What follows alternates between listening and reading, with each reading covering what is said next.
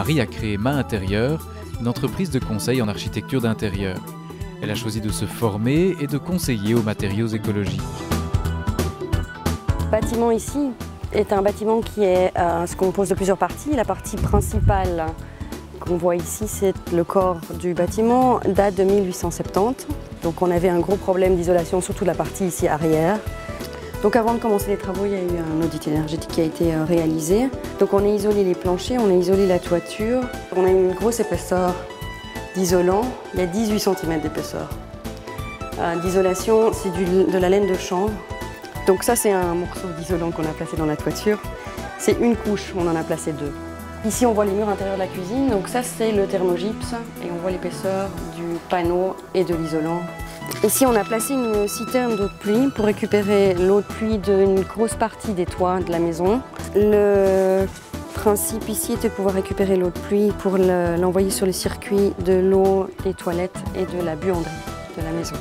Ici, on a percé une ouverture en haut de ce mur qui donne dans l'escalier qui mène au grenier. Et au-dessus de cette cage d'escalier, il y a un Velux. Donc en fait, on a créé un puits de lumière depuis le toit du bâtiment principal jusqu'ici. Tout ça, c'est très bien, mais l'habitat écolo, ça reste difficile d'accès. Pas évident de s'en sortir avec les primes, et puis il faut avoir les moyens.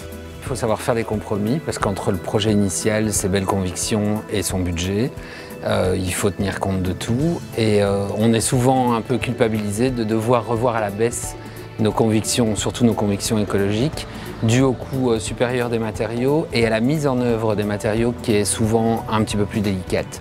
Dans mon domaine, ça se fait souvent au détriment d'aménagement, de finition intérieure. Il y a effectivement au quotidien un confort pour les personnes et puis surtout effectivement une réduction des consommations quotidiennes énergétiques.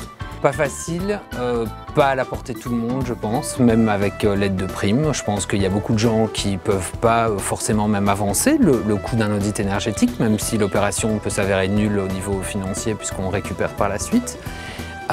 Mais bon voilà, c'est valorisant, c'est pour nos enfants, c'est pas que pour nous, et puis c'est agréable, on est dans une maison qui respire beaucoup, on a une lumière incroyable.